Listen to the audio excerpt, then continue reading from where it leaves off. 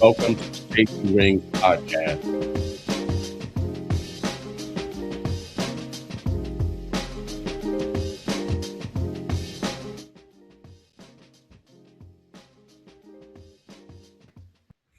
Hey, what's going on today, G?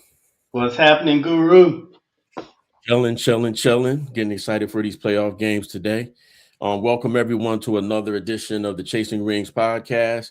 I got my brother G with me again once today. Big dude couldn't join us today, so G and I will hold it down today as we do a review of the college football playoffs. Two exciting semifinal games. We'll jump into a preview of the championship game for January 19th.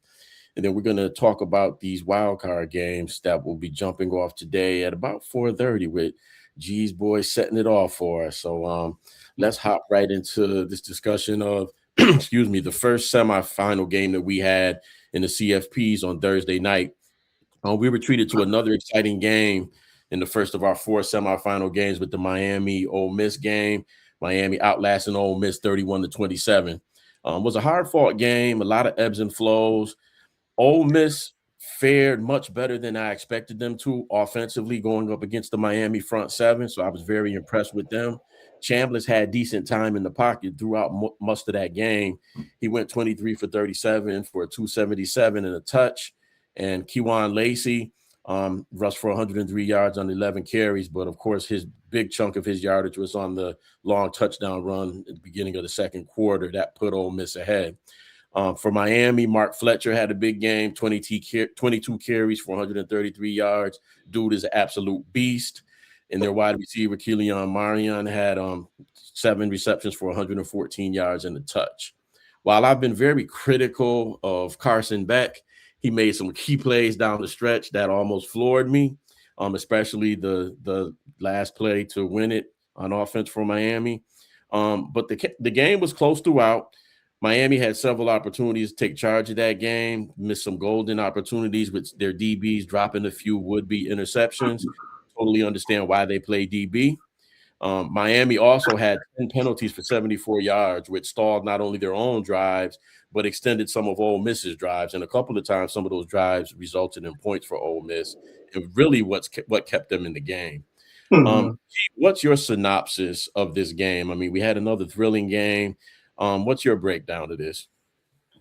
Yeah, my top line for this game was ugly turnover, penalty field, thrilling of a game. And I say it was thrilling because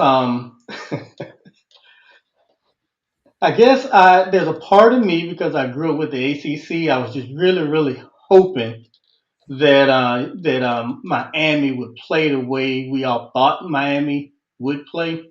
Mhm. So it was just really, I was kind of on pins and needles. I thought that UM was lucky, that Ole Miss didn't capitalize on those turnovers. I mean, it was just some ugly play out of Miami. I do believe with Ole Miss dominating the time of possession, it really could have gone the other way pretty easily. I think there are a few Ole Miss plays that they failed to capitalize on, but Mhm. this really could have gone Ole Miss's way. Miami could have given this game to them. So that's kind of my top line. Mhm. Yeah. Absolutely. Did anything stand out as a surprise for you in terms of the way the game unfolded? hmm Um, I thought that Miami's long drives, you can really see that those were well planned. Mhm. And for some reason, Miami was really playing clean through a lot of those long drives. But I was just surprised at the number of wide receiver drops. Mhm. That was something that definitely surprised me. When Miami is clicking, that's what I expect. So that doesn't surprise me when they click. Um, the other thing that surprised me, and this is something you and I have been talking about, is the field goal game. I mean, I don't know what is going on, but the missed field goal bug, I mean, it reared its head in this game as well. And I would say the final, and I think we talked about this last time, was that both of these quarterbacks have legs. And I felt, and we talked about that one of the keys I felt would be whichever quarterback, weaves their legs into the game, they will likely win. And I think when Beck decided to, I mean, he didn't run a lot, but when he chose to run, it was a difference maker. And Hmm. see, that's how they won that game. So um, I think that foreshadowing we talked about with the quarterback legs, and it actually bore itself out. I wasn't surprised, but I was surprised that we got it right. Yeah, going back to what you referenced, read the kicking game, like you said, in both the NFL and collegiate ranks, it's just been crazy this year with the number of missed extra points and field goals. But I'm Hmm. a little surprised that the Ole Miss kicker missed because he was so reliable. I mean, dude, any kick that he has attempted that we've seen in the playoffs thus far it would have been good from 15, 20 more yards out. So Hmm. it's the way that he did. And if you recall, even when he made the next field goal, he hit the crossbar like really hard. Like you could hear Right. it sound very visibly on TV. Like the dude is really putting some strength behind his kick. So Right. that'll be interesting to see if that factors into the championship game. But lead us into a discussion on the semifinal from last night, which really wasn't much of a contest. Indiana doesn't give us much to talk about in their in their games these days, but um, give us a breakdown of what you saw last night. How did it get to that point?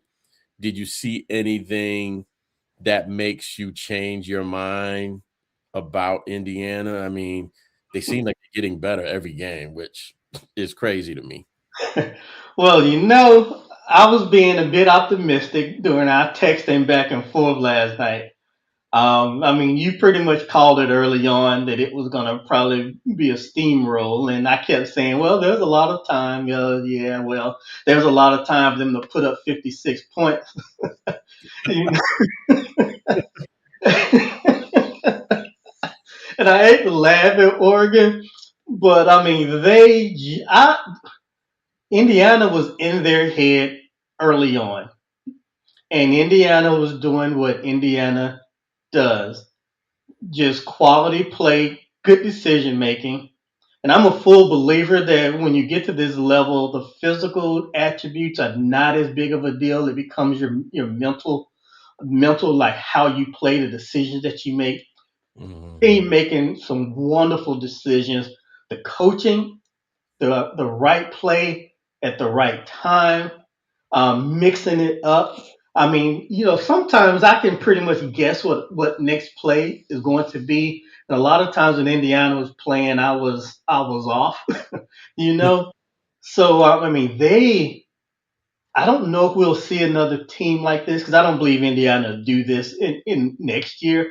I don't think we'll see all the stars align like this for a team like Indiana did, Mhm. in the future. But I mean, I'm rambling, so I'm gonna cut this off. The bottom line is, if you go back and look at the team stats and the box score, is really not going to tell the tale because they're pretty close in a lot of ways.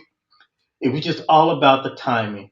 Indiana hit, hit, and you can't do a whole lot if your defense is on the field all the doggone time. Mhm. And two, you have a team that can score dang near at will. Yeah, they pretty much can.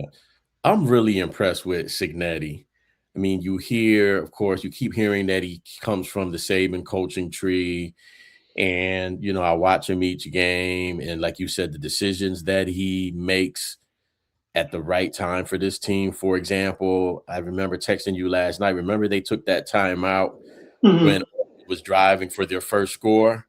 And somebody And said, "Why are you taking the time out?" yes, yes. But after that, they were different. He kind of calmed them down and got them straight, and they were just different after that. Oregon got that one off, but after that, that defense clamped down. I mean, of course, Oregon certainly shot themselves in the foot a few times with some really sloppy and careless turnovers, Yeah. but great teams take advantage of those opportunities. There's no field goals. There's 7 points when you make those mistakes against Indiana. So I continue to be impressed. Um, I I really don't know what else. All the superlatives you can think of, I have for this team. Mhm. I watched last night. I thought, wow, could they be one of the greatest teams we've seen if they complete this? Because you look around and, like you say, there's not a bunch of 5 stars. Are we going to give a team that has these FCS transfers, 2 stars coming out of high school? Are we going to elevate them to that level of legendary status? So I guess it remains to be seen what they Mhm. do in the last game. There's a lot of variables certainly in that game, and we can jump right into that preview. There's a lot of variables with that game. You have Mendoza coming back to his hometown. I guess family lives almost around the corner, I think someone said. That's what he Miami said. certainly will be the first team to play in a championship game at home. What do you think this looks like for us? You know what? Can I go back to Indiana, Oregon, real quick? Absolutely, All absolutely. right. So, just listening to Signetti, reading a little bit up on him, he had a philosophy when he goes into portal that he looks for production. So he looks for players with production. So what that says to me is that if you're at the FCS and you're really a stud in the FCS, he'll probably give you a chance because that's telling him that you know your craft. You could have been overlooked, but you know your craft. I think about Mendoza, if I remember correctly, when he was at Cal, his first season he was 1,000 yard passer. Second season, a 3,000 yard passer. So you saw a person who was coachable, who can learn and go out and perform, and so he got him. So I think that his approach is he doesn't really care about stars in terms Mhm, of whether or not you're a 3, 2, 5, what have you. He mhm, cares. Have you produced at the college level, and have you really produced well at a college level? And then they were talking about the culture that he created at Indiana. That's really respectful of people's time. Um, they do a lot of education. They support one another. So you have that as well. So and not to mention you have Mark Cuban's billionaire in your pocket. So all of that is helpful for Indiana. So do I think they're going to be good going forward? I suspect they will. Will they have this documentary worthy season again? Well, that remains to be seen. mhm. Yeah, So I'm glad you went back to that because we started talking about that last night about where these athletes were ranked coming out of high school and to watch their evolution. And coaching sometimes gets lost in the shuffle with these guys. And I know I'm guilty of it myself. Like, why didn't anybody recruit this kid? mhm, How was he at Appalachian State? And then now he can go be a starting Heisman Trophy candidate at Clemson, right? That's how right. we players. But if we think about our time as athletes, you do get better. You should get better, especially if you have good coaching. So Yeah. I think that with the transfer portal, Signetti's been masterful at identifying potential in these athletes. Certainly, he brought a lot of them from his previous institutions, Yep. but the eye test a lot of times is all you need if you can coach. Because if you see Right. someone that has the goods and they have that look that we say, you can coach people up if you have good coaching. So he's assembled a good team. Even when we talked about the coaching last night, he brought people from IUP. Who would think Right. that a coach from IUP could come coach at this level? And I felt like just this football season with this transfer portal, while I've complained about it a lot, man, I've learned a lot about the system and a lot of these athletes that are getting overlooked and, kind of looked at recruiting from a different lens than probably I ever have before. Yeah, I don't think that you and I and Big Dude have ever had this conversation, but I've kind of been of the mindset, be it football or basketball, just whatever it is, looking at a if I'm looking at a coach, I'm looking at how well did their teams perform, and if they were a position coach or if they were coaching one side of the line, what were their rank and improvements over time? Because that's telling me that that person knows how to coach. Mhm, I'm looking at the same thing as a player. How did you do? let's say we're evaluating high school players. Okay, how did they do their first year, their second, their third? If I'm seeing big leaps, even if they are 2 star, 3 star, but I'm seeing big leaps, that's telling me that the coaching there is good, and that person is coachable. And so you may take a chance. And here's the thing: juxtapose that against how Coach Prime has used the portal. Mm-hmm. Co- juxtapose that with how Coach Prime has built his coaching staff. And the Yep. thing is, can you tell me how many Indiana players who may have been at IUP and JMU might end up being in the league next year or in a Yeah. coach? Yeah. So, it's interesting just to see, and this is no knock on Coach Prime and his coaching staff and anything like that. It's just interesting in looking at how his approach was going for the fours and the fives, bringing in the celebrity coaches, NFL experience. And you know what?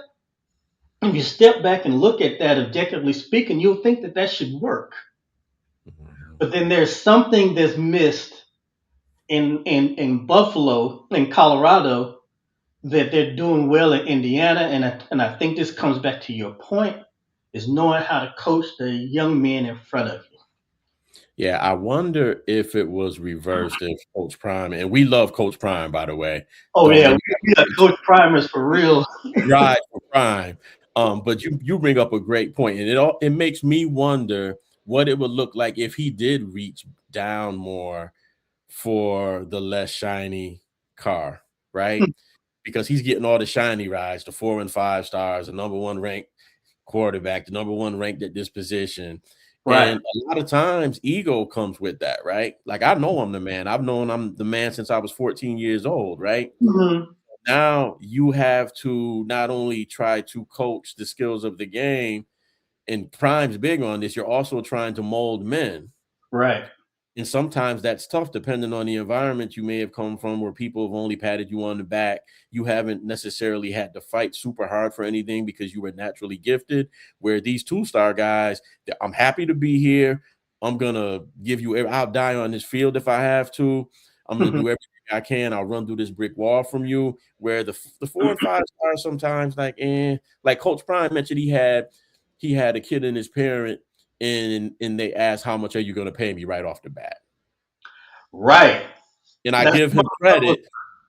And I give him credit for saying, yeah, he's not for us. But, that's the kind of kid that he's typically going after. And I wonder if he changed that approach, would Colorado potentially be more successful? And one more thing I'll say about this is related to more to Coach Prime. A lot of people make comments about what Colorado has been able to do and what they haven't been able to do. And they might compare it to somebody like Signetti. Coach hmm Prime has been coaching for a while, but he hasn't really coached at this level for a while. So he's still finding his way. Because remember, he started off coaching high school when he was Right. Shador's coach. He has Right. not been coaching at high level college football for that long. So we have to give him some time here, people. Yeah, no doubt. And in last season, you think about, he lost a lot of players to Hmm. the NFL. So you have to give him that. But I'll kind of put a bow on this with Coach Prime and Signetti and say, which is kind of makes sense how Signetti approaches Coach Prime, Shador, and oh god, oh god, Heisman Trophy winner, Travis Hunter. huh? Travis Hunter. Yeah, they both went to Jacksonville State and played. That's what they showed out. Then they went to Buffalo and showed out. So it's like Prime, you've already shown that if you find people who show out at FCS, at G5, there's a good chance they're going to show out in the Power Four. That's true. I think that they did prove a point being able to come from Jackson State to an FBS Power Four school and still perform because many people doubted Travis Hunter, not so much, but they definitely doubted Shador. Um, They oh, did. you only quarterbacked at a HBCU, so you won't be able to, so hmm um, yeah, there's But that. So yeah, I didn't mean to get off on a Yeah, that's kick, okay. but I thought having that discussion kind of for me, it really helps me frame Indiana and their success. And to your point, if you think about Signetti's coaching history, I mean, because he's been coaching at the college level for a while, he's learned under some of the best. He's just at a different place, and I think Prime can get there if he's willing to learn. Absolutely, absolutely. So Yeah, I think you. Yeah, that was. I think that was a very important variable that you brought into this discussion. So yeah, that we can't really have this discussion without delving into that. So I'm glad you brought that up. All right. So looking at this championship game, man, I've been so back and forth. Early in the week, I'm like, Miami's going to win it. I'm thinking it's their fate. But after what I watched last night, I don't know. What do you think? my heart wants Miami. They beat Ohio State, so I want Indiana to lose. I grew up ACCs, ACC team. Um, but the way this is the key to the game for me. And that fourth, I think it was the fourth quarter when we were talking about when Indiana started like making some bonehead plays, and Oregon was moving the ball, and then they called the timeout. Signetti called the timeout. Then when they came back in, no, that was third quarter, right? No, the first one was in. He did call another one later in the game. The one I was referencing was the first quarter one, but he Oh, the did first. call a timeout later on. Okay, so a similar thing. Oregon was moving the ball. They called the timeout, come back in, and they're back playing to at the level they had been playing all game. So, and I think that is going to be the key. Is basically that team is just mentally prepared to win. I believe Miami gets rattled too easily, Hmm. and then they just start losing. And you know what? There was a time, well, I would say it's just bet, but it's not just bet. It's not just bet. Well, and the thing with Indiana too, they just don't let you off the hook, man. They remind me of so many that they remind me of the great Ohio State teams, the Bama teams, the LSU. They remind me of all those powerhouses that were dominating college Hmm. football for really the last 20 years. That's who they remind me of. I don't watch their games and say, oh, it's little Indiana from the Big Ten. They don't look like little Indiana from the Big Ten that wins 1, 2 games a year if they're lucky. That's a different that's a different group of cats on that team. Oh, most definitely. There's a Big Ten person as well. I'm not gonna lie, I had my doubts.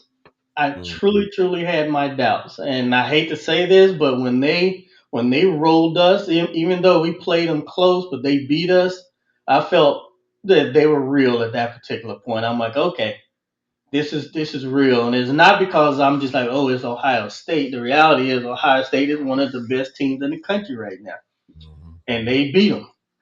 They beat us, so I'm just like, Indiana, I mean, they are real. I think they're gonna just beat Miami, and I wouldn't be surprised they put 30 points up on Miami. Well, you remember what I told you after the Big Ten chip. I said that is some big boy ball that we just watched. And I honestly did not know Indiana would be able to go toe to toe with you. I mean, even they had a great year last year, but when they came to Columbus, it's like, okay, back to reality now. You're going to make the playoffs, go get your little first round spanking, but it was nice having you. And then It to was. take it to the next level this year, I can't say how impressed I am with them. Part of me wants to see them run a table just because I like history. You know, Mhm. I I love undefeated teams. I love dynasties. I love that type of stuff. But I Right. also like the underdog upsets, and this would be one for the ages. What comes to my mind is the Nebraska Miami championship from when we were kids, when you had the Nebraska Turner Gill, Mike Rozier, Irvin Fryer Now, team.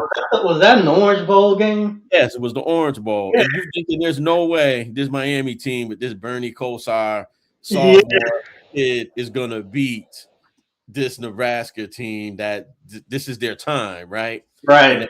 game went on and on, you're like, I think Miami might pull this thing off. Part of me has that feeling, but uh, I can't.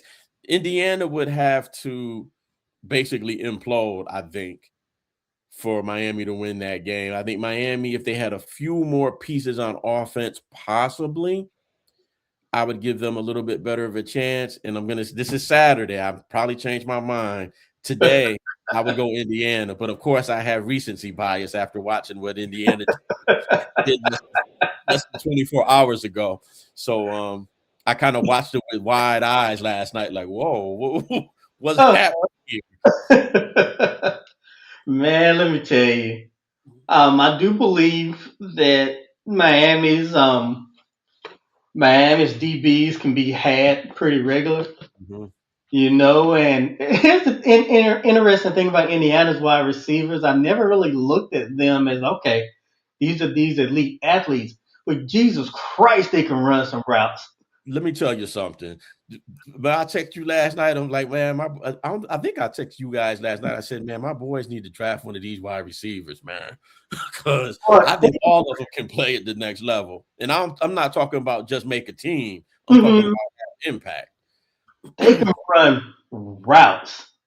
In It's their like, hands, they're gonna oh my fight God, for balls, jump balls, their hands, yes. strong hands, catch it And with their hands. all those back shoulder catches, those are difficult. I mean, Yep. you have to have some serious concentration and body control. And I think all of them caught at least one of those, Mm-hmm. if I remember correctly. So, I mean, I was definitely not thinking they had the best wide receivers, but it's just a reminder that yes, speed kills, clean routes win. Yeah. Clean routes will win the wide receiver DB battle every time. And then And you have Mendoza who can actually put it there where it needs to be. And I'm you know what? I was skeptical of him too, but I'm like, whoa, the dude he's legit. yeah, that's what I was going to say. Look at the offensive execution. I mean, you don't see too many college teams that consistently throw timing patterns that well. A lot of times the quarterback misses, Yep. the wide receiver runs the wrong route or looks the wrong way, breaks it off too soon. Yep. They know exactly where they're supposed to be, and that ball is on its way when they turn that head. That ball is on its way. Those are and if those out throws that he was making last night, Hmm. or NFL throws. Every time he would make one, I'd be like, damn. I mean, uh, I wish the kid luck. He's a likable kid. We were talking after the game Yeah. about his brand. I mean, he's set up to be a megastar. Oh He's my set up God. to be a Peyton megastar. Manning. I'm talking about Peyton Manning type endorsement deals he's set up for because he's also a pretty affable kid. Well, I shouldn't call him a kid. Mhm. He's a pretty affable guy. I mean, he has a little goofiness about him, just like Peyton Manning did. Yep. Um, here's the thing you and I also talked about, which I think is going to translate well, is that quick release. He does not he does not hold the ball unless he had the protection. For the most part, he was zipping that thing out. But there were times he just stayed in the pocket to let that downfield, receiver get open, and then he threw it. But he also has an offensive line that can do that, allow him to do that. He makes So, very good decisions, quick decisions, good decisions. and Look, the Eddie built both. He built from the inside out too, yep, yep. which was Some smart. quarterbacks, when they drop back, you hold your breath every second they hold that ball. Like, oh God, he's holding the ball too long. Oh, right. With Carson Beck. this dude, there's never a doubt. There's never a doubt. Like I don't think I watched him and said, "Oh, this is about to get picked." Yeah, Not yeah. once have I watched him and I thought that he was going to make a bad decision. So we'll see if that continues. Can't wait. I think Miami can get after him probably a little bit more than anybody other than Ohio State has with their quickness on defense and their front seven. So we'll see because you got two running backs you have to deal with. Two good ones. You brought up a great point about the DBs. The DBs are very young and they have a couple of injuries. They had the one starter that went out the other Right. night. he came back, but is he going to be completely healthy? Because you have to be on for these wide receivers. I actually thought Alabama had a advantage against the wide receivers. I'm like, they're killing my DBs right now. So I'm a believer, man. I'm a believer, and he's reloading. I can't wait to see who the next quarterback is going to be, because that'll be probably the difference maker for him. Because at every other position that I've seen so far, including what he has returning, they'll be Mhm. ready in next year. I'll already say Indiana, Ohio State for the Big Ten chip next year. Yeah, I agree. And Miami, they need to go back and look at that Ohio State game. They need to go back and look at that Penn State game because I'm Yeah. sure any team can be beat. You Hmm. know, Indiana can be beat, but I mean, you're gonna have to really look at them, look at the, and you really want to see did Indiana clean up some things from Penn State? Did Indiana clean up some things from Ohio State? Because if they did, then that's not going to help you that much. But And if they, I don't even know what the deal was with the Penn State game. I wish Big Dude was here, because he might have looked at it from a different lens. But I did, when I saw that the game was close in the third quarter, I flipped to that game, and I didn't see Penn State doing any special that I've seen these other teams try to do. So I wonder if it was just, every team has one of those games every year, right? If that was just their off game, because I didn't see them do anything out of the ordinary, but Penn State certainly must have done something to slow down the train. So that's yeah, definitely a good tape to watch. well, I think that Ohio State probably looked at that game because I'll be honest with you, I only looked at the highlights, so I didn't Mhm, watch the whole game, so I don't know exactly what they did. My mhm. guess would be is that they figured out a way to at least pressure That's Mendoza exactly what a they were little doing. bit, That's and exactly what they were doing. right, because that's what Ohio State was able to do on defense, was able to get a good bit of pressure on Beck, stuff that he wasn't familiar with. And Ohio State had his opportunities, but Ryan Day and his play calling, it bit us again. But nevertheless, Miami needs to look at those two games and then look at Indiana. And hopefully Cristobal and his crew, are good enough to identify where there may be some cracks in the Indiana game. I don't know where they are, and I'm honest with you, I'm not an analyst like that to figure it out. I just know right now, if things go the way they've been going, if both teams play at their best, I still believe Indiana will win. Yeah, I honestly feel, when you brought up Cristobal, I just feel that for Indiana, at the end of the day, if they ever got into any type of trouble in the game, Signetti would get them out of it. I agree, You know what and I'm I think saying? And I just don't, for that reason, unless they had some crazy game where they had 4 or 5 turnovers, I just that. don't think this particular version of this team, I don't think is beatable. If Miami can show me some blueprint for beating this team, that'll be one of the most enjoyable games we watch this year, but I do not see it. Agree. Don't So see. so we shall see how it unfolds. Um, Wildcard weekend coming up in some hours here, with your boys setting it off. We have 4:30 and 8 o'clock games today. Um, so the Rams are a 9.5 point favorite against your boys. The over-under is 45.5. We know Carolina won that first game, and certainly will have to duplicate that effort to repeat what they did 6 weeks ago. Um, It. How do you see this rematch playing out? And then looking back at the last game, kind of think about, what do you think Carolina could replicate from that? Well, the last game, I think Carolina played a pretty clean game, and they pretty much they had everybody available. Very, Mhm. very clean game. Um, but this is a different LA. I think this is a different LA because they're coming in putting up over 30 points a game. So I'm believing that I don't know if Carolina can actually hang with that the way they've been playing, and they've been Mhm. up and down the last few games at the end of the year. I just believe LA it has a lot more power. I believe Carolina, they're my boys, but something is going on with their mental game that has been easy to knock them off, and they've lost games they should have won. Mm-hmm. So if they can play a clean game, I believe it can be close. I just think LA has too much firepower. Now, here's the thing: LA does have some key injuries coming into this game, and we'll see if they play or not. Particularly talking about the offense right now. Mm-hmm. We'll see if Whittington and Adams will play. But if they don't play, then I believe Carolina could probably capitalize on that. Mm-hmm. Yeah, because our defense isn't the greatest in the world, but I think it's serviceable. I mean, Mm-hmm. you can't get here without at least being serviceable. And if LA's injuries kind of give you a helping hand, that could end up making it a closer game. But I just honestly don't know if there's much Carolina can do with this LA Rams team. Mm.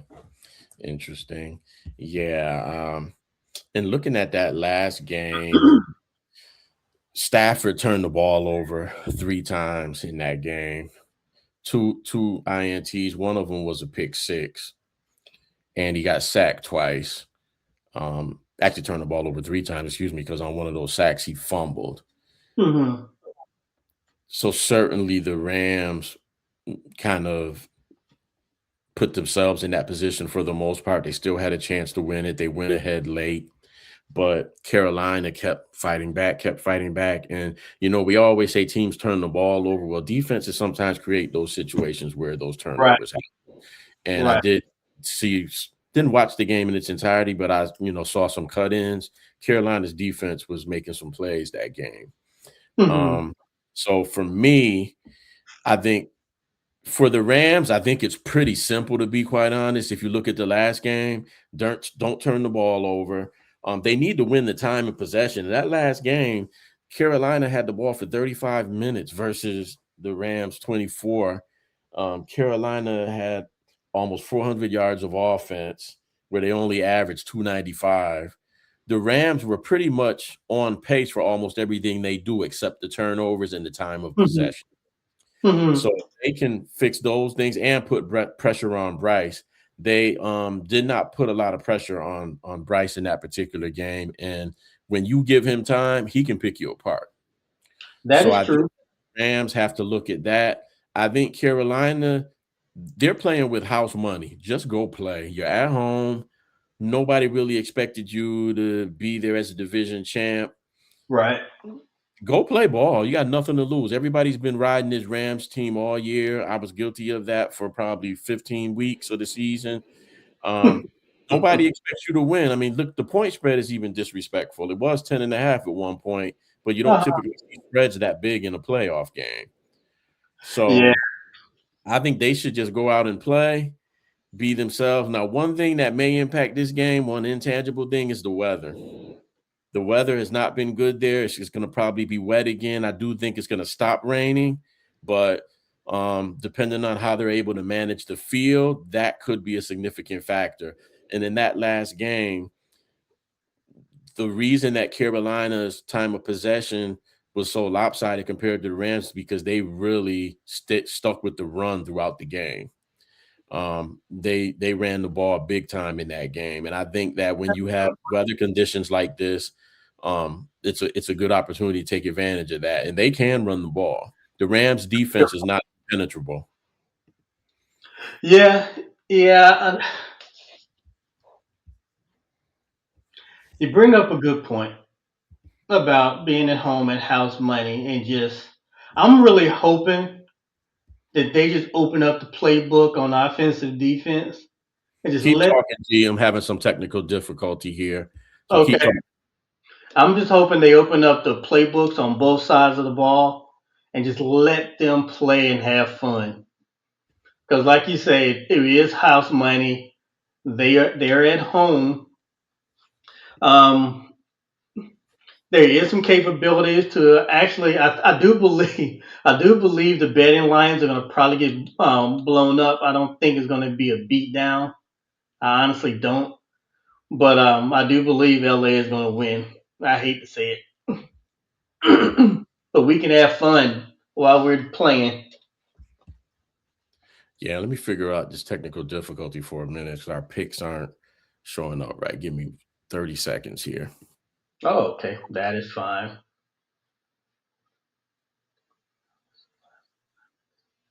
I do see that LA has Williams at cornerback, Young outside linebacker, and Lake safety, Fifth defensive end. They were on the injury report, so we'll see. We'll see what their availability is going to be. But that can be speaking um, about Young picking apart our defense. Is that if they're down with those major defensive players, that can definitely open up some opportunities for us. Yeah, I agree. All right, I think we're back here.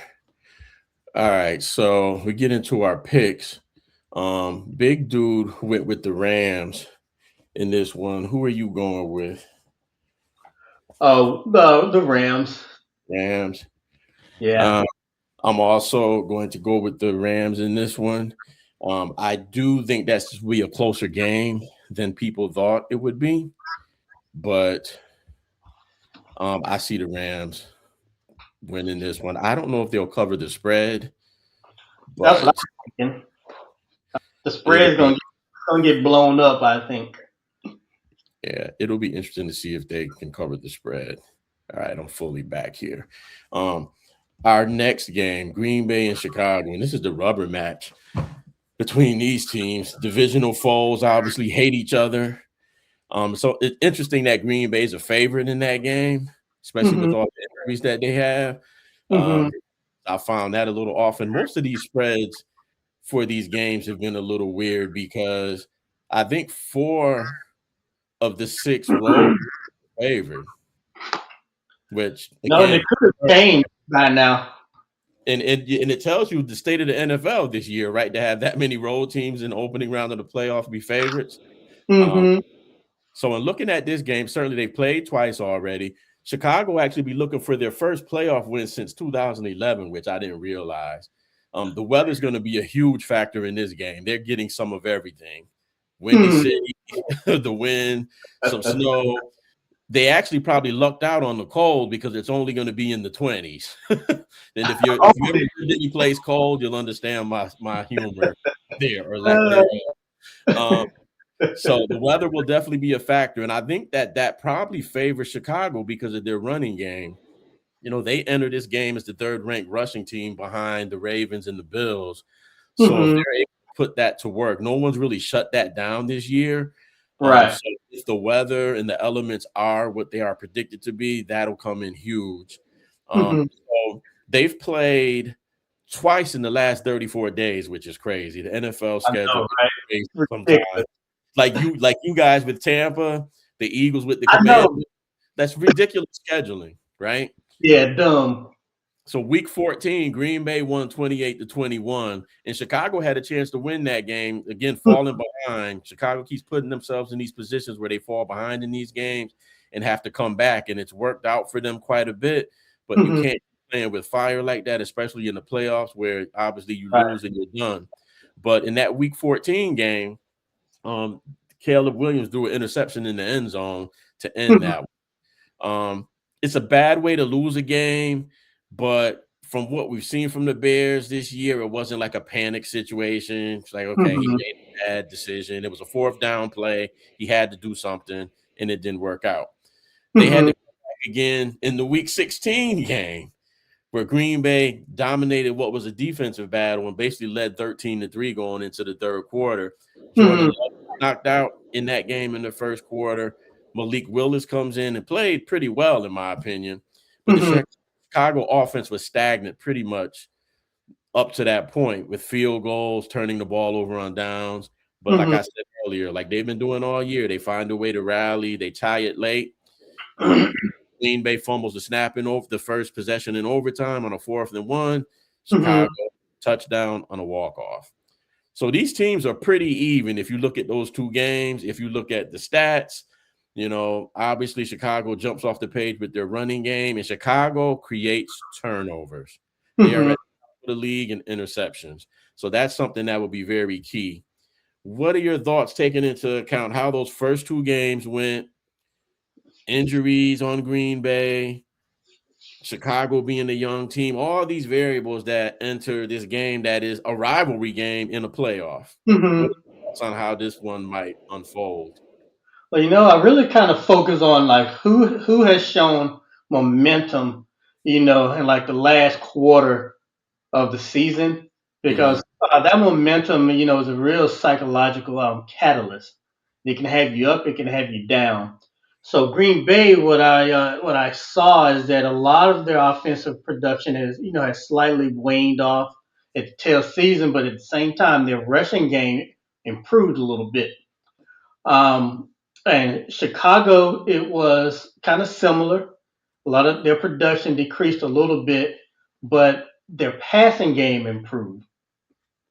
So, so if you have Chicago with pretty, yeah, I say the production decreased, but it really wasn't that much from an average perspective.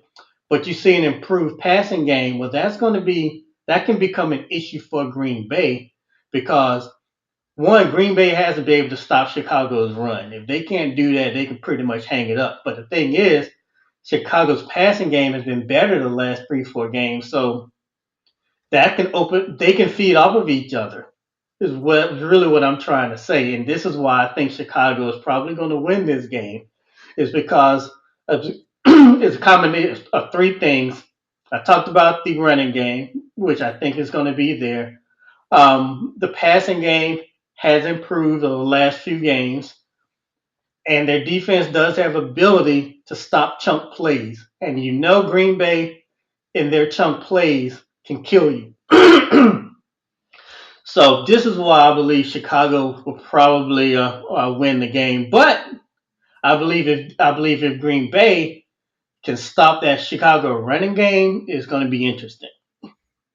Yeah, you make some great points there. It's interesting. Green Bay, I'm a little curious as why they haven't been able to run the ball better with Josh Jacobs. I mean, I had him in fantasy and he had a few really big games. Now I know he's in and out with injuries, but even his replacement was able to run the ball fairly effectively when he was injured. So I'm a little bit curious, more of a rhetorical question on why Green Bay hasn't been able to run the ball better. Um, I would I love think to see the Saquon mix. Barkley. Go ahead. I'm sorry. I would love to see the mix of their run to pass ratio. I'm almost wondering if they're more pass happy because Jacobs, the games that I watched, was the same Jacobs that he was in Vegas. So, Hmm.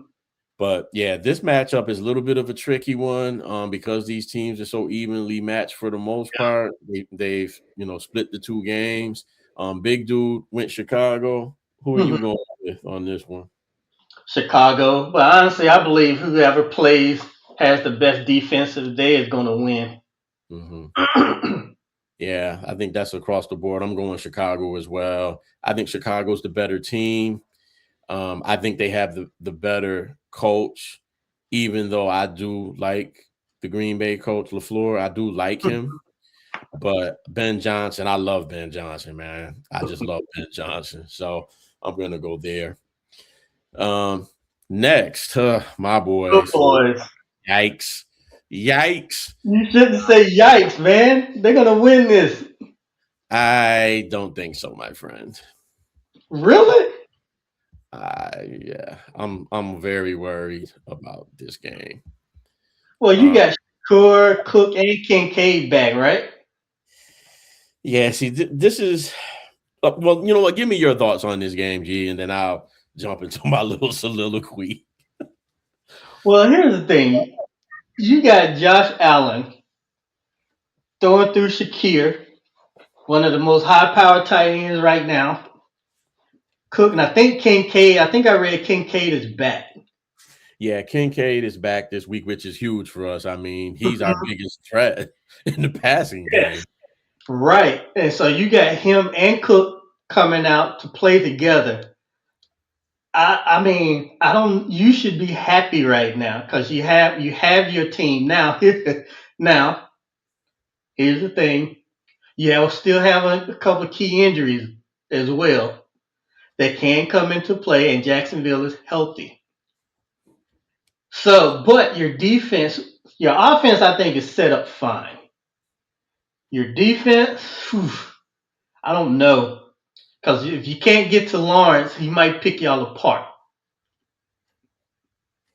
So, and defense and Jackson's, they're healthy, so they're going to put pressure on Allen. But I think Allen tends to handle pressure pretty good. Y'all offensive line, I think, is pretty good.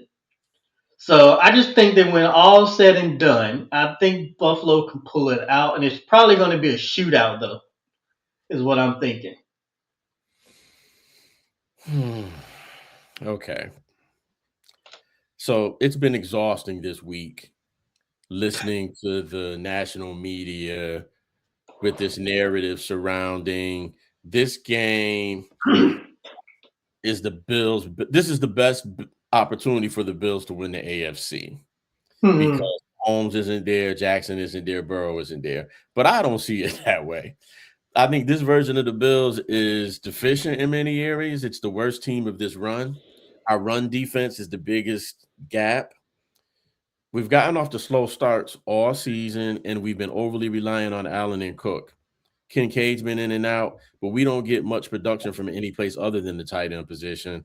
Dawson Knox has been big in Kincaid's absence, but we have little to no deep threat. We're 0-2 against the Jags in the playoffs. We're winless in our last 8 games, 8 road games in the playoffs. Josh Allen has never run a road game. 4 of those are his as a starter. All Wow. 5 road games under McDermott are L's. That Oh, concerns me. okay. Um, Okay. the Jag. Let me go back to our injuries before I jump into Jacksonville. Terrell Bernard, one of our best players, is out again. Um, Hmm. all of our bigger guys up front are out, so we're going to be small. That's going to certainly the run. If Jacksonville is smart, they're going to run 40 times against us. Um, Hmm. just what you stated about our defense, it has bothered me all year. However, I don't know if I'm as concerned about the defense in this game as I am the offense, and I'll tell you what my thinking is on that. The defense has gotten better the last since Thanksgiving. Basically, I think they said we're top 5 in defense. We're the Hmm. number 1 pass defense, which I almost fell out of my chair because we don't get a bunch of sacks, but we play that safe zone where we don't give up big plays. We've been Hmm. making stops on third downs recently. Uh, Hmm. you run, but we never kind of give you that big run. Like Saquon had a few decent runs against us a few weeks ago, but nothing backbreaking. So it's like the bend don't break philosophy. I think as much as I think it's time for us to move on from McDermott, I think he's done an excellent job the last several weeks of scheming defensively for our opponents. Hmm. So I expect him to put together a decent scheme to be able to hold Jacksonville, however that's defined, because Jacksonville does put up points. What I think the defense has to be careful of, I think where we could get beat is Lawrence using his legs. We don't tackle well, and a Hmm. lot of times we've had quarterbacks dead to rights, and they're able to get out of the pocket. Lawrence is tailor-made to hurt us with his legs. Offensively, Josh Allen has trouble with certain teams that bring pressure. Jags is one of them. Houston is one of them, as we saw Thursday night several weeks ago. Hmm. And I think that he would have a problem with Denver if we were that fortunate. That concerns me. He does not have good games against Jacksonville, and a lot of people say, "Well, you blew him out last year, 47-10." Yeah, Jacksonville was horrible last year. They kind of quit halfway through that game. I mean, the players had pretty much quit on that season. Remember, this Liam Cohen is a first-year coach, so this is a new regime. Mm-hmm. You have to discard that game that took place in Buffalo last year. This is a very talented Jacksonville team.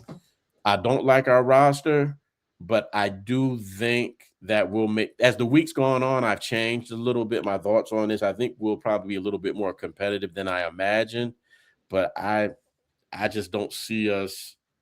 We'll do something inevitably to hurt ourselves in this game where we had a chance to win it, and I think Jacksonville will win it. uh, let me see. I'm trying to. But I do not like the narrative that if Josh doesn't win this, then he's not this and he's not that. Football, 11 players on each team, first and foremost. In Mhm. in in most playoff moments, I can only recall 2 games where Josh didn't go off in the playoffs. It was the first game at Kansas City. I think that might have been his first playoff season. And the game at this first, no, I'm sorry, that was his second season. The first game at Houston, where we played at Houston when Deshaun Watson won it at the end on us. Other than that, all the Kansas City games, he's played well. He's put us in position to win those games. So I don't really understand what the criticism of him is when it comes to playoff performance. Mhm. You know, I didn't think about that. What about Trevor Lawrence's legs? Yeah, that's what I think is going to be the X factor, because I think he's healthy and he's confident. A confident Trevor Lawrence is distinctly different from this Trevor Lawrence we've got in the last few years. I thought he might have been done, to be quite honest with you. Yeah, This me new too. coach, I don't know what this new coach has done, but this looks like the Trevor Lawrence that I thought we would get when I saw him at Clemson. So, Well, here's but the thing. They're all healthy. yes. So I actually may have to change mine, man. Well, Steph took Buffalo. Yeah, I may have to change. I may have to change mine. Jacksonville is healthy. Um, I was looking at their run defense. Jacksonville's run defense, Mm-hmm.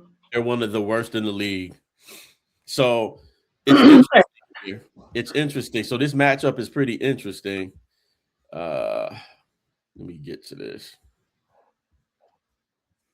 So Jacksonville run defense. 'Cause I have a note here that Jacksonville has to stop the run, which they haven't done well all season. So Jacksonville is good in most areas. Okay, they're second in interceptions behind Chicago with 22. Um, Actually, I take that back. They're number one against the run. Excuse me. Jacksonville is number one against the run, which will be interesting because the Bills Really? lead the league in rushing. Yes. Where Jacksonville is deficient is passing. Oh, okay. So I had Which it wrong. also makes it interesting on the flip side, given our passing woes. So Jacksonville's 22nd in passing offense. And I mentioned earlier the Bills are the number one passing defense. I think Mhm. those are going to kind of be the key battles because, somebody's got to bend on that running game, right? Are they going Yeah. to be able to stop the rushing attack? Is Buffalo going to be consistent to stick with it? Hmm. Because they make us one dimensional, it'll be ugly. We do not have the weapons to go to a primary passing game as our Hmm. offense. It just can't happen that way. Now, do I think that we'll be able to run on them even though they have the number one defense? I do. For some reason, I feel like number one rushing attack, if teams stick with it, can eventually wear down the number one rushing defense. I just Hmm. always felt that way. Nothing scientific. I've never coached. I just feel like if you stick with it enough and you call plays from a strategic enough manner where you can get the defense worn down with a mix of running and passing, that when you Hmm. get to the third and fourth quarter, and we've seen enough games. How many teams do we see shut a team down running in the third quarter, and then by Right. the time you get there, you're like, he's going to break one, he's going to break one. You got to stick with it, and you can mix in Josh on some runs. Hmm. Hmm. Mm. So that's with that to me. What I just mentioned, that's where this game is going to be won or lost. Which one of these teams is not going to be able to live up to their ranking? when it comes to that run. And then certainly can Joe Brady scheme some passing plays to take advantage of that poor Jacksonville passing game. So I'm looking here. So Buffalo, y'all defense is the top against the pass. Yep. We've gotten better against the run, but no, we're not going to win any trophies for it. That's for sure.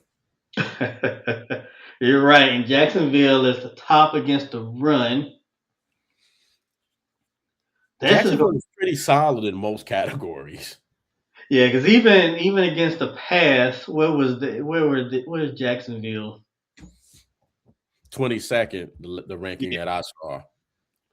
Yeah, Now, they're in the bottom third, but it's not almost that many. almost everything else, G, these teams are almost compatible. 29 points a game for Buffalo versus 28 for Jags. 376 total offense versus 337. 33 minutes of possession versus 31 minutes of possession.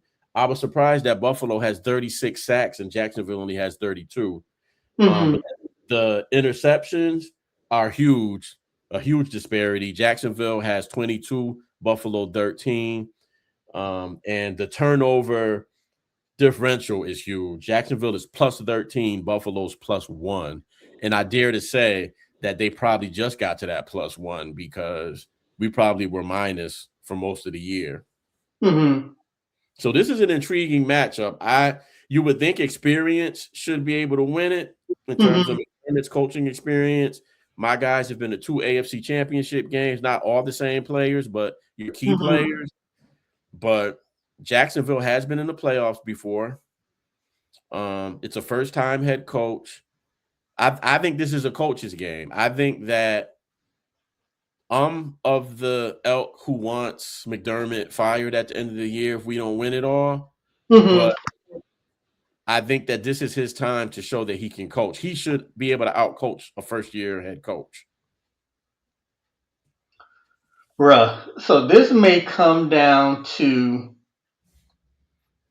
can Jacksonville stop Buffalo's passing game, and can Buffalo stop Jacksonville's running game? Yeah. And specifically Lawrence, I'm telling you, as you're watching this game, watch how many times he kills us scrambling. You watch. Oh, you just made me change my vote.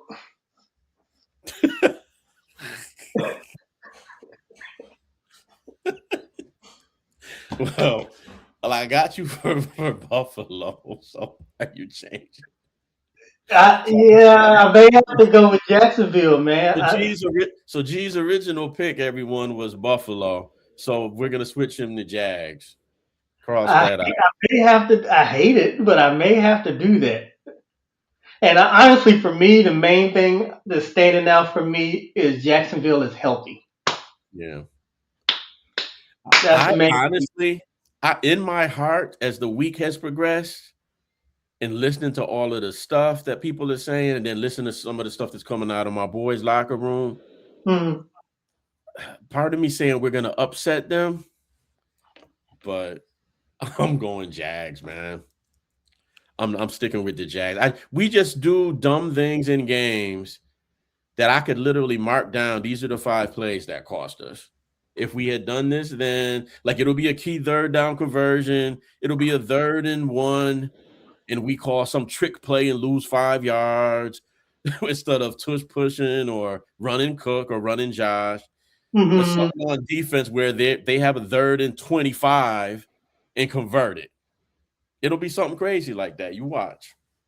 I'm really thinking that now that you mentioned it, if they allow Trevor Lawrence to use his legs at some key moments, that'll keep Buffalo honest, and also you have some injuries on your defense, key injuries on your defense. Yeah, we're only play a three man front because of the injuries. Yeah, and so y'all, and then you also got one of your outside Oh, linebackers. Bernard's out, and that would be the person who would probably spy Lawrence. Now, um, Shaq is good, but he's a little banged up at middle linebacker. Mm-hmm. So Jack Lawson. So I don't know. Bro, I think I'm switching Jacksonville. Yeah, based on this conversation and rethinking, yeah, I think Jacksonville might pull this one out. All right, so If it's G's. a shootout, Buffalo, I think Buffalo can pull it out. Oh, if it's a shootout, Jacksonville's going to get beat if it's a shootout. Yeah. Jacksonville is going to get beat if it's a shootout. And I believe that game is the highest over under of the week, if I remember correct. I think it's 51 and a half. Yep. Nuts. So we'll see. Um, That's a lot. that's a lot. But the way both of those teams have scored this year, it's Mhm. not out of the realm of possibility. Well, they put up numbers, that's for sure. Well, and of course, weather's not going to be a factor there. Should Mhm. be nice, and thank God it's not super hot, but it's not South Florida either, because we suffer when we go to Miami. Next up, we have the Niners at the Eagles. This I have no idea. I had no idea what to do with this game because which version of these teams is going to show up? Can Yeah, that's Philly, what my notes was. But go ahead. can Philly right the ship on offense? I honestly don't think so. Because if they would have been able to do it, I think they would have done it by now. I don't think the extra time is going to help them. Hmm. San Francisco, I have a problem with because they had the number one seed right in their hands at home and couldn't figure out a way to get it done. Gave us a dud in Seattle. Now it was Seattle with the suffocating defense, but I would argue that the Eagles have just as suffocating a defense when they're on their game. So Hmm. whether or not San Francisco can move the ball against Philly is probably one of the key questions. I'm not sure they'll be able to. For Philly, can they get their offense on track, or will they have to rely on their defense yet again? You live dangerously when you keep holding teams. Like the Buffalo game was a perfect example. You got stuck on 13. You got stuck on 13. Next thing you know, we have the ball with a chance to win it. That will catch up with you at some point. No Um, doubt. so for me, Philly has the weapons, the experience to do so, especially against the banged up San Francisco defense. Bosa's been out for the year. Hmm. Um, what's my other guy? I lost his name, the linebacker. Fred Warner is better, but the only way he'll play is if San Francisco makes a deep playoff run. Um, Hmm. Sirianni has a perfect playoff record at home. Jalen's never lost at home. So it's going to be tough for San Francisco to win there. I think the only time they won there recently was a regular season game. A lot of rain in Philly today. But I think it's going to stop in enough time where the field should be good for tomorrow. So I don't think that's going to be a non-factor. Hmm. So there's a lot to consider in this game. This is probably one of the bigger wild card games of the weekend, and I mean wild card like literally because I don't know who these teams are and which one's going to show up. Well, I for me it can't. This was a simple read for me. Mm-hmm. I felt that because Philly is healthy, San Francisco got some defensive questionables. Mm-hmm. I believe Saquon Barkley. He's actually played pretty well the last couple of games.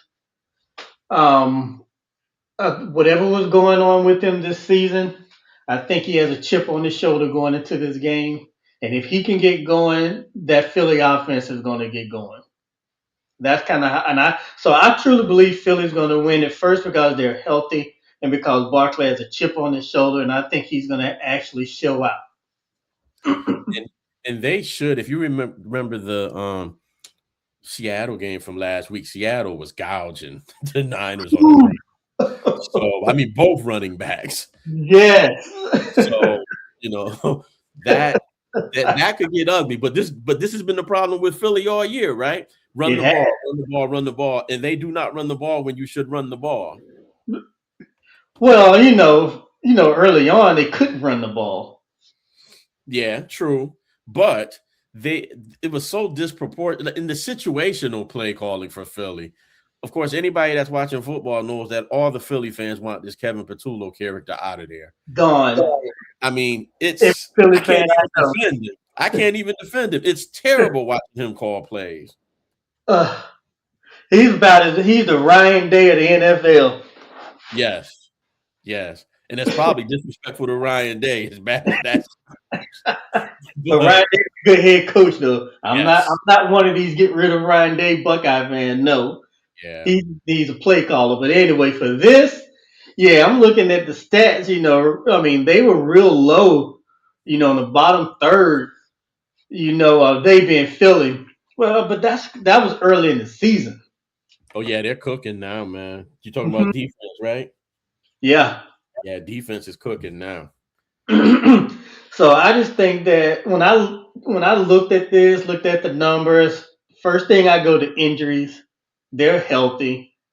How have they been playing the last few games? They've been playing pretty well.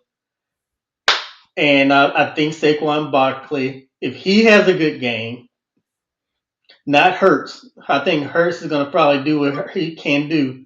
But I think they get their running game going. Is San Francisco cooked? Yeah, Steph went with his birds, of course. G going with the birds. I'm going with the birds as well. Brock Purdy's going to have a game out of his mind. But having said that, I don't think San Francisco's defense can stop anybody. So if Philly doesn't put up 30 against this team, I'd be real worried if I'm an Eagles fan. Yeah, those injuries, man. Now here's the thing. The last report I saw, those injuries they were questionable. So For some of who? them, for San Francisco. Yeah, So I know Ricky. Did you hear any update on Ricky Pearsall yet? no, I have not. Because and that's probably we probably won't hear until tomorrow, but that could be a huge one, another weapon for Purdy.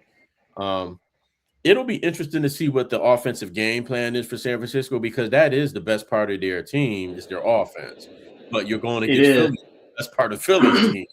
So can they give Purdy enough time in the pocket to get to his weapons? This is similar to Trevor Lawrence to me. Purdy's capable of using his legs, and I think this could be a game where he has an opportunity to do so. Hmm. So you was asking about who Pearsall?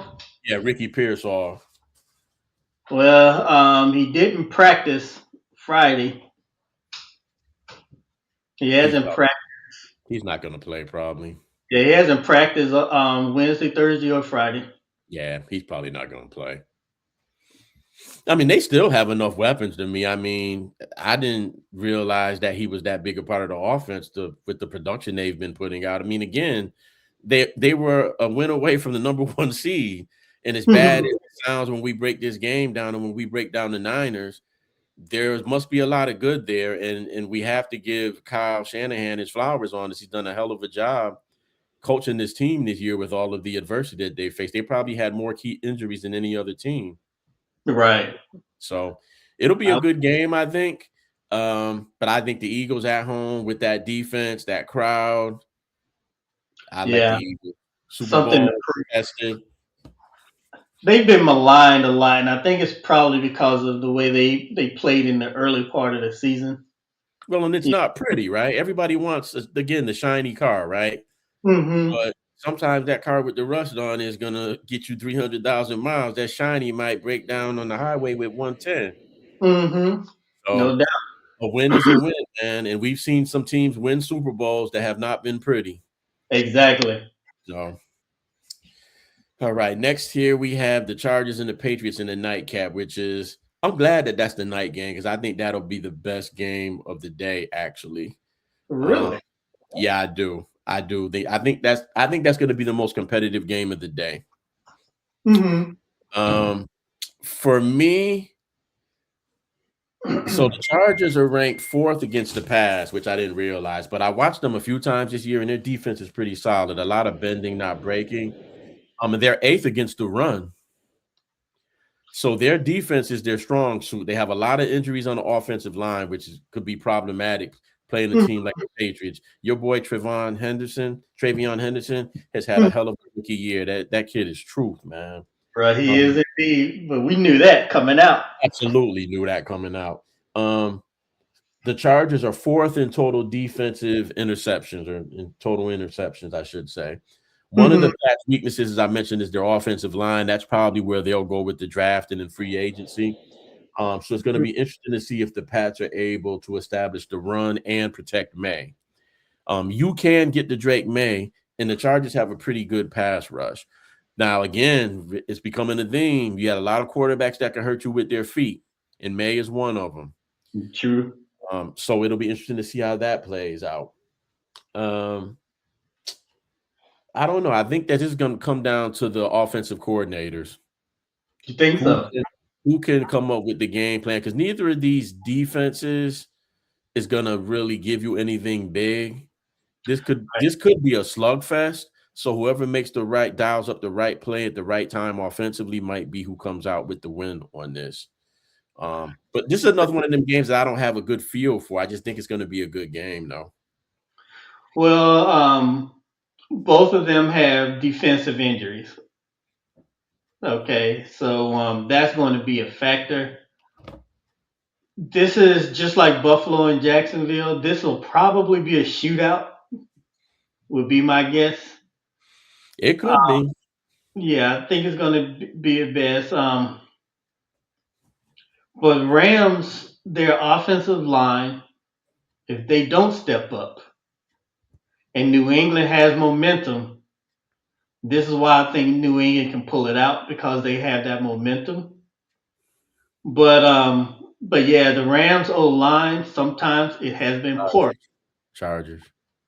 Yeah, I'm sorry. Yeah, I don't know why I type Rams. Yeah, the Chargers line has they've been porous at times. So I think New England. Comment. If I had to really sum this up, I believe that New England's momentum there. I think it's a push on defense with injuries. But I do believe that the Chargers offensive line can be got at times. Oh, I they think, can be. and I think it's just going to be probably a shootout with New England and their momentum. If it's a shootout, New England's going to win because Harbaugh is going to want to muck this up. He's going to want it to be a ugly, grinded, everybody punch 5-6 times. If Hmm. he can't accomplish that, they're going to have a long evening up in Foxborough. So No doubt. you're going with the Pats? Yeah, and that's the other thing. They're playing in New England, so you got this hot weather team getting ready to go play in the frigid cold. Well, actually, I think they're going to catch a break because I think it's the 50s in this area this Oh, weekend. is it? Yeah, they're going to catch a little bit of a break. Oh, okay. Well, yeah. They'll be used to the 50s then. Well, having said everything that I said, I'm going with the Chargers to upset New England. Um, I feel like Herbert. I love Justin Herbert. I loved him at Oregon. I've loved him since he's been in the league, and he's never quite gotten to where I think he should be. And I don't think his name's always mentioned at the top when it comes to quarterbacks. This year, I've seen them quite a bit. This has, to me, undoubtedly been might not be his best year statistically, but from what I've saw, leadership, his intestinal fortitude, playing with that, repaired fractured hand, less than a week after surgery, and continued to play with it, showing his toughness that I didn't think he had. Hmm. This is finally his opportunity to get over the hump. And I think he's going to win this playoff game. I think, especially after what happened to them with the collapse in Jacksonville in their last playoff game, I think Hmm. the Chargers are going to get out of Foxborough with a victory somehow, some way. Well, I would say that when I go for New England, I'm doing that while trying to keep from throwing up because I hate New England. You know I do, so I do. But I think they're gonna beat the Chargers. They're New England's building something. I hate. Oh, I just think I just threw up in my mouth. New They are. England building something, and I hate to say it. My boys better be real particular in the draft and in free agency this year. They're gonna find themselves falling off a cliff. Yeah, no doubt. No doubt. New England is definitely doing something right. And I hate to say that. The coaching hire, man. The coach is everything, man. If you look at these teams, especially these teams that came out of nowhere that were crap last year, look at the coaching. England, Jacksonville. You got to make right coaching selection. That's the one thing that scares me with my boys is I don't want McDermott there, but then who are you going to bring in? Because if you make a mistake, Allen's career is done. I mean, he won't. You'd have to fire the person immediately and then hope you get lucky with the next person. But I think we're closer than I think. But I think the coach, it almost needs to be a Tony Dungy situation. Remember, Gruden came in and basically won a chip with what Tony had built. Yeah, I yeah. That's what we need. But So, see, here's the thing with Buffalo. How much of it is the situation? McDermott is hamstrung by some of your contracts of your current oh players. yeah, Bean has destroyed the team. Our roster is terrible because everybody was griping about, oh, Bills aren't making any moves with free agency. We couldn't pay anybody. That's what I was going to say. We can't pay anybody, so we can't pick anybody up. So we have to hit in the draft. That's what I think that what the Eagles do, what Howie does is so masterful. Think about most of the Eagles guys, most of these guys are still on rookie contracts. Some of their best guys, their best defensive guys are still on rookie contracts. And they've got a Super Bowl out of this already. Oh, that is true. So somebody's going to have to go. I guess this will be the third year coming up. So somebody's going to have to go at the end of next year. But Howie will draft this year in preparation for it. Hmm. And he'll let them go and be great someplace else. Thank you for your service. Dang, I didn't even look to see kind of where you all's contracts were, like who could be gone. Because I mean, the reality is for me. I mean, what do you think? What do you all need to tighten up? I mean, Well, defense certainly. And a lot of people will say, well, why do you start with wide receiver? I think you can find wide receivers in the draft and you can sign free, you can get a wide receiver in the offseason. I think that defense wins championships in pretty much every sport, right? Pitching in baseball, goaltending in hockey, basketball, you got to defend when it's a close game at the end. Defense wins championships. So I mhm, think if we build the defense to the point where we can start stopping people with Josh at quarterback, because right now the problem is whenever we have the ball, we almost have to score every time. mhm, We every time we have to punt, it's a problem. So when you want to be in a position where it's okay to punt because you know that hey, our defense is going to keep us in these games. They're going to be able to dominate people, and then Josh can be Josh and do his thing on offense. So I would mhm, say defense, that line. Um, we probably need something everywhere on defense. We need some linemen. We need another DB. And then we need one stud wide receiver somehow, somewhere. mhm, And we good. I would say always look at an offensive lineman, but we have a good old line. We just need some depth there because we have had injuries here. But defense first for me, man. And it's always about the trenches. So yeah, if you draft a defensive lineman or offensive lineman, I'm never gonna turn my face up at that. yeah. That's what I was looking at. Y'all, secondary defense is straight. So that means that, Somehow, huh? somehow, I don't know how we are that good against the pass, but they say our DBs. We say we got one of the better secondaries in the league. Yeah, I mean, from what I just looked at, y'all passing average, y'all at the top. So, but on rushing, y'all damn near at the bottom. Yeah, who needs to pass against us if you can run, if you can have a 75-yard drive running 12 times? Well, that's a good argument there. So yeah, so that's what I thought about more than anything else was y'all defensive line was weak. Yeah.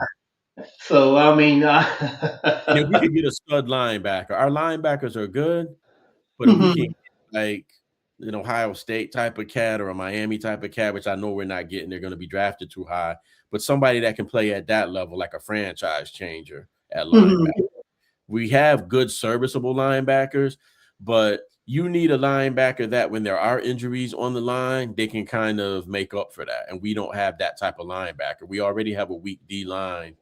I mean, one of the ways that I watch games, G, is I look at how many tackles DBs have to make. okay, explain. DBs got to come up that much, you got a problem. Like Yeah, I knew that's when you guys had a problem in the playoff game against Miami because Caleb Downs was coming up making damn near every tackle in the beginning. I'm like, he's Mhm. way too involved in this run defense right now. And you look at college or pro, you have DB making that many tackles, and it's not like they're coming up and making it at the line. The guy's got 5 yards at that point, and you're not going to win a game giving up 5 yards of run. Right, right.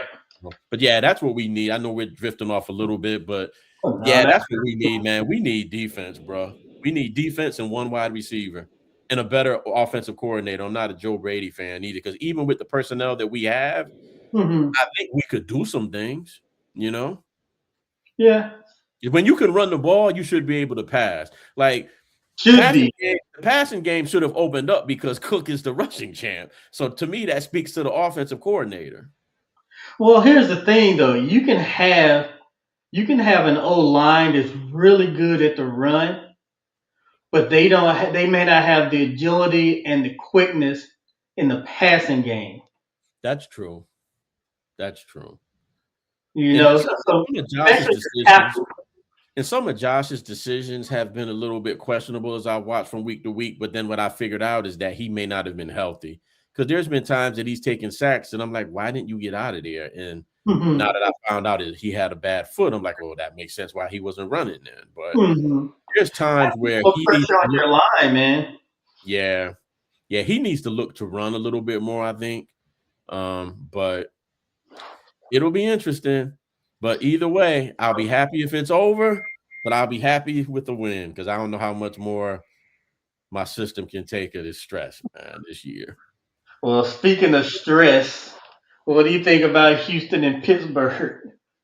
Man, I keep hearing people talking about all the Steelers. Man, this Houston should dominate this team defensively. Houston, I'm gonna tell you, Houston's got one thing that will impact them winning the Super Bowl. It's the Was that offense. It's the offense. CJ Stroud, they're starting to pick it up now. CJ Stroud just needs to be consistent. If they can put up 20 some points a game, Houston will roll right to the Super Bowl. I actually have them winning the Super Bowl in a bracket that I picked already. right? That's optimistic, but okay. I mean, Well, here's the thing: to their Houston, defense, man. What are you to, going to do? CJ Stroud doesn't. He really just doesn't. Don't turn the ball over, bro. You don't even really have to do nothing. Just don't turn it over. right? I'm looking at this. So yeah, Houston has top-rated defense. Let me see. Offense, where are they? Well, they're in the upper third. Hold up. Houston. No, they're like in the middle of the pack. But here's the thing about Houston. Their offensive keys, Mhm. they're returning. That's So their very offensive skill players are returning. Huh? Oh, you said they are returning. How about you said returner? Okay, you said So they're they're returning. returning. They got Okay. key players returning. So their offense should be clicking. Yeah, I don't know what the issue is with their offense looks better when the backup comes in. You think so? I honestly haven't looked at I it thought that they were close. going to lose the fifth spot because they took the starters out and Davis Mills brought them home. Well, one or two things.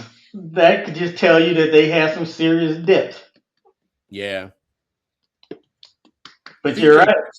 CJ takes a lot of punishment. Like he's had multiple concussions, and I kind of wonder the toll that that's taken on him. Do you think he holds the ball too long? Yeah, Let I me see. do. That's kind of what I was thinking. And they have weapons. They can run the ball. They have good receivers on the outside. They got hmm a good tight end. They don't. I don't know what their offensive line is like. Well, I But mean, them to be in the middle of the pack, that suggests to me that the offensive line is probably mid. You know. I mean, the only team that could probably match them blow for blow. No, I'll take that back. Two teams. Jacksonville being a divisional rival, obviously in Denver, because those defenses can match. But I think Houston is the best defense. If the Steelers score more than 13 points in this game, I will be stunned. Think so? I don't I will know. be with Aaron. This should be the decision-making game for Aaron Rodgers. This is when he should realize, oh yeah, this done. Well, if I was Houston, I would be like pressuring Aaron Rodgers because this dude has never. He's almost like Brett Favre at this point. He Yep. ain't never seen a pass he wouldn't throw. Yep. Now It's the like, good okay, thing for Pittsburgh, is they get back DK Metcalf. That's a huge help. oh God, oh really? But Houston does not have one. Or no, is it Houston? No, Denver has that weak cornerback. Houston doesn't have one weak guy on defense. Not one. Yeah, yeah, their defense is tight, so no worries about that.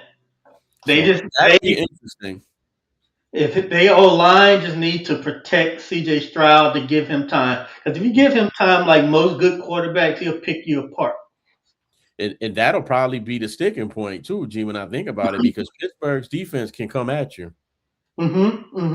Yeah, my So numbers, the defense in this game for Pittsburgh, they have to be the MVP for Pittsburgh for this game for them to win.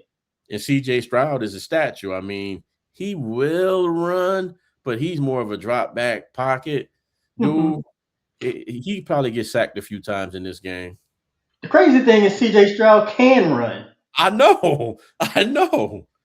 And it's like, yo, dude, it's like I understand. You know what? I hate these coaches that try to make a quarterback like one type or another versus teaching them to be a quarterback that reads the situation and takes advantage of it. They wouldn't be able to hold me because if that's one of the skills that I have, there's no way I'm going to confine myself to a pocket when I know I could go run for first downs and help us win a game. There's no way I'm doing that. No, hell no. I And think it's McNabb did that. I think McNabb did that in Philly for a few years. well, he did. I think he eventually got tired of getting hit because Yeah. he was running too much. I thought. Yep. And he was a big quarterback too, so he's bringing some weight and power when he was running. He Yeah. was punishing some of these defenders, but you can only do that, for so long. So my thing is, it's kind of like, oh God, I'm drawing a blank. Oh my God, I'm trying to think of like a recent quarterback who's really good with their legs, and they would run, but they were really good passes as well. God, his name is. I'm drawing a blank right now. True. Vic wasn't bad. Vic was a pretty known to White be a dude. Well, it's a white dude I was thinking about. Steve Young. Yes. Yeah, he was a bad boy. And the thing is it's not that he was run happy, but if the situation was available, he would. Exactly. If the That's what situation quarterbacks need wasn't, to do. true, huh?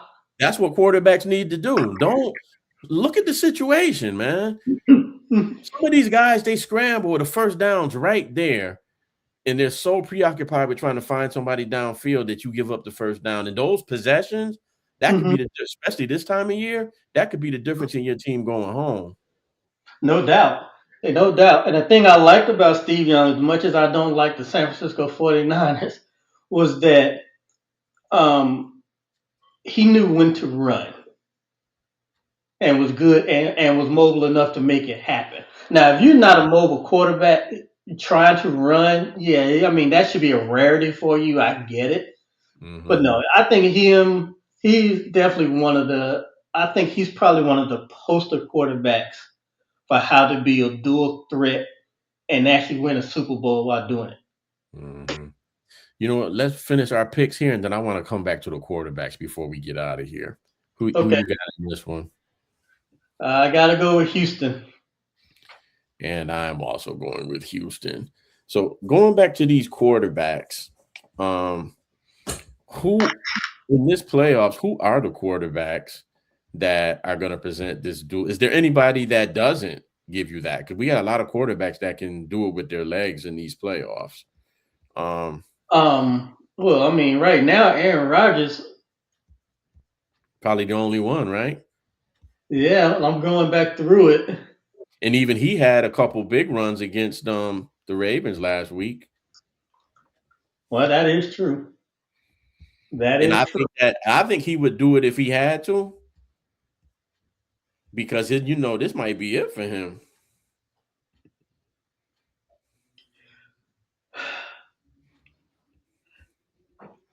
You know, I think out of all the ones, he's probably, well, I don't know. Actually, Well, him and CJ probably are neck and neck.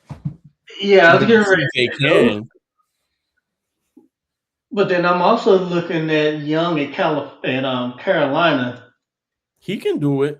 But you know what? He's right there with Rodgers and Stroud. Right. I'm just like, because sometimes I also think he runs at the wrong time, and sometimes I think he holds the ball and trying to make a play when he should have run Yeah. too often. So, but when he gets it right, I mean, yeah, he can run and throw. He was able to get away with it in college, but at his size, he can't be doing that at this level. Yeah. So I would say Young, Rogers, and Stroud. Well, no, I won't put Stroud in there because I believe that if How do we they forget Stafford? if huh How do we forget Stafford? we skip. Oh shit. Matthew Stafford, he ain't running He ain't nothing. running. Actually, he's the top that's not running. Yes, he's the top. Yeah, I don't know how we forget that. Okay, yeah, Stafford. To your question, he ain't running. Yeah, I was trying to look back. I'm like, we're missing a team here. And I went back through the games. I'm like, Stafford. He ain't running. Yeah, No. All the other quarterbacks can get out of there. Caleb Williams, Lawrence, Josh, Hurts, yep. May, even Herbert. This year he's been running a lot. So Mm. Well, I mean, what was he doing at Oregon? I think he ran at Oregon a little bit. Ran a Not bit. what we're used to from a scrambling quarterback, but he could get out Mhm. of there. He Right. looks like he trimmed down to me a little bit. Huh? He looks like he trimmed down to me a little bit. Oh yeah. I haven't Yeah. watched a whole lot of those games, so Man, I just hope your boys make this a good game today, man. I do too. Shit. I mean, I hope they win. I just don't. I just think LA has too much for them. Okay, do we see any potential blowouts this week? Yeah, my boy's gonna probably get blown the heck out. I don't think y'all gonna get blown out. I think they're gonna get blown out, dog. Yeah. I'm looking at these games. And I tell you, there's only certainly that's on the list of a potential, but I don't think it'll happen. I think that Buffalo Jacksonville game would be the other one. That thing could get away real quick if my boys aren't careful. See, yeah, with that one, I'm just thinking that it's gonna be such a slug. I don't think it's gonna be a slugfest. I think it's gonna be an airy fest. But you know what's going to happen? We get off to these slow starts. Let's say if Jacksonville, because Jacksonville usually gets off the hot starts. If we start slow again and we find ourselves down 2 scores, you know what's going to happen. I'm running the ball on you now. So how you going to ever catch up when I'm running the ball, probably having 5-6 minute possessions? Well, That's yeah, how you look at the Eagles game. That's yeah. kind of how that game ended up being. There were a few possessions in that game, and we Mhm. got lucky to get into that space where we had an opportunity. But when you can't stop the run and you fall behind, man, that game gets short. Your Well, your your possessions go down, down, down. but you know what? Now you just made me think about something. The more and more I think about this, like which game could end up being could actually end up being a blowout. And you're gonna probably think I'm off my rocker with this one. I think I know what you're gonna say, but go ahead. If everything clicks for Pittsburgh, I would not guess that. but I can see it. If everything were to click for Pittsburgh, In their favor, a blowout? I think they could blow them out. You know what's crazy? You're saying that sounds really far-fetched to me, but a lot of people are picking Pittsburgh to win this game. Oh, really? Yes, and I don't know how. Well, I mean, I don't know how they offensively, score. Pittsburgh is in the top 10. I do not know how they're going to score against this. I think Aaron Rodgers is going to get so tired of seeing Will Anderson in his face. Mhm. I think probably what people are thinking that well, let's see. Where is Houston the strongest? Well, I'll tell you one thing. See, they're the weakest. They're I think they're you can strong run on on 'em. pass, huh? I think you can run on them. At least we were able to run on them. We just didn't stick with it. They're number two on the. Let me see. They're number five, four, one, two, three. They're number four in rushing defense. So there might be hope for my boys then today because we ran on them a little bit that Thursday night game. We just didn't stick to it. And then we got in third and longs. One, two, three, four. And they're number six in pass defense. Jeez. Seem like they're higher than that. But again, I don't know how we're number one in pass defense. So, and I I watch don't the know. game every week and I miss that. I'm just wondering if these players who are coming back, if they'll be just rusty enough to not make the difference they otherwise would have made. Mm.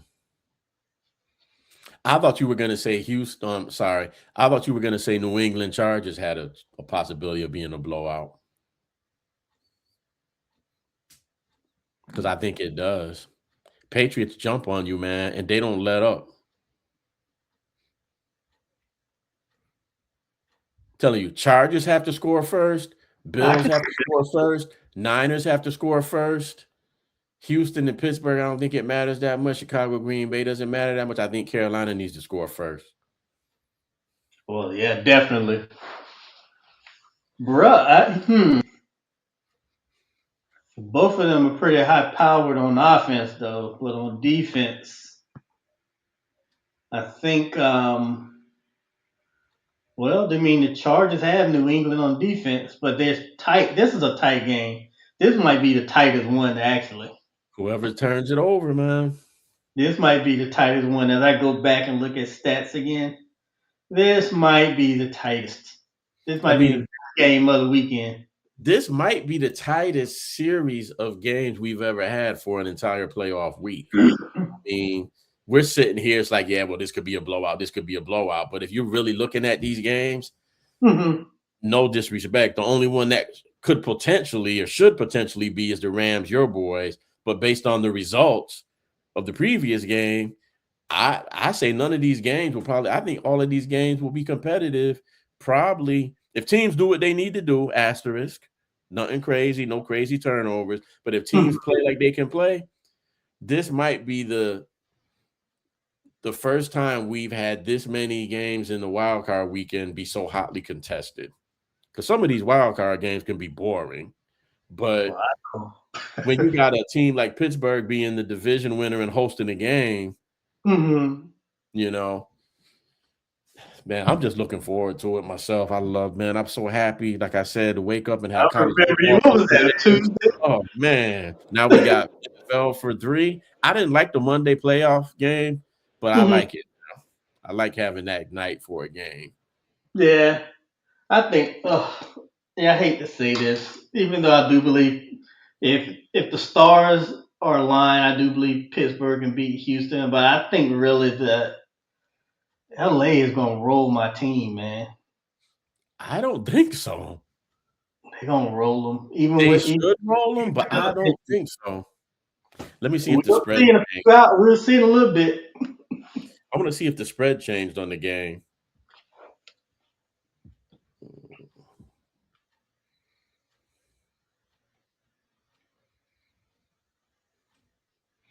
Well, what time did the game start? 4:30. Okay, 4, 3, 2, 1. So that's 1:30 here.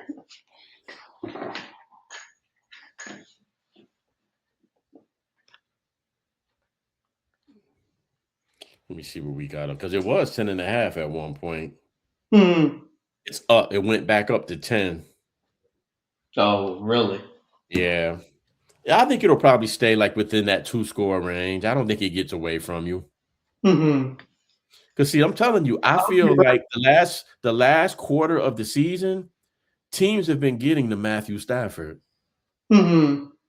So I don't know if he's hurt, slowing down abruptly or what, but teams have Hmm. been able to get to him. Now, certainly it's a challenge with the wide receiving core that they have, and they could run the ball. But if you guys can stop that running game just a little bit, slow it down a little bit, and put him in those passing situations, he'll throw you one or two. Yeah, I was definitely thinking, seeing who's on the injury report and praying they don't show up. And they in LA wasn't doing a head fake. I was hoping my boys would be today so I could get it over with and enjoy the rest of the day tomorrow. But Well, look, man, we got two good games today. The games tomorrow, those are going to be wonderful. yeah, This is today just one of the better wild card weekends, I think. it is because there's no runaway teams anywhere. Hmm. Every one of these home teams could get beat, and in your situation, the home team is the underdog, could easily win the game. Yeah, So there's no unwinnable games in this round where before we've like, okay, they're gonna roll this team. But yeah. it happens. So we're gonna wrap it up with that, everyone. Thank you again for joining us for another episode of Chasing the Rings. See you next go round when we get into the divisional round matchups. All right. Peace. Talk to you later.